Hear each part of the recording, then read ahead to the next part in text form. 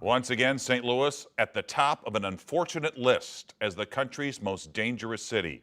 Tonight, Mayor Tishaura Jones fires back at the national publication for the way it collects data. Thanks for joining us. I'm Mike Bush. Ann Allred is off tonight. The recent study by WalletHub says St. Louis is the least safe community in America. And their report says it's not particularly close. 5 on your side's Holden Kerwicki spoke with city leaders today who are split on the dubious distinction.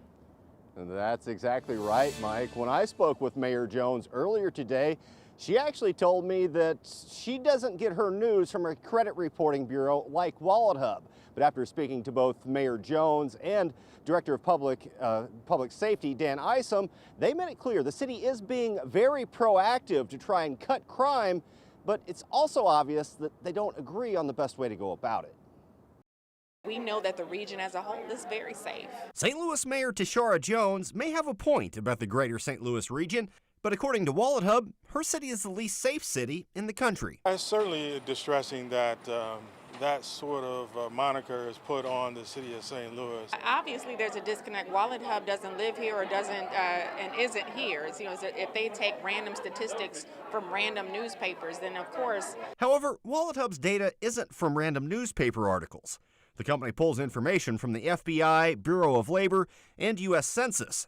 It looked at more than just crime, considering things like unemployment and natural disaster risk. Those studies are a little bit inaccurate in the sense that often comparing apples to oranges, but that's not to dismiss the fact that we do have some crime problems in the city of St. Louis. Since Mayor Jones took office in 2020, she has championed a holistic approach to fighting crime. We have officers working in the areas where data shows us that crime is occurring.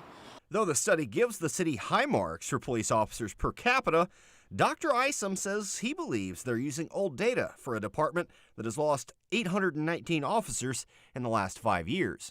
The city as a whole cannot get employees, and so we know pay is a big issue with it. Despite these struggles, Mayor Jones says new initiatives, such as the Behavioral Health Bureau, will help curb crime. Having a behavioral health bureau stood up by the Department of Health is a key step forward towards addressing crime in our city. We don't always want to be wrapped up into numbers. We know there are lives that are at stake, but it tells us that we're making progress. And hopefully over time, we'll make enough progress where people will actually feel it. In addition to the initiatives discussed in that story, Mayor Jones told me that the city is spending an additional $40 million to improve safety on area roadways as well. Reporting live in downtown St. Louis, Holden Kerwicki, 5 on your side. And we want you to weigh in. Do you think St. Louis deserves to be ranked as the most dangerous city? Right now, 65% of you say yes. Let us know what you think on the 5 on your side app or at KSDK.com/vote.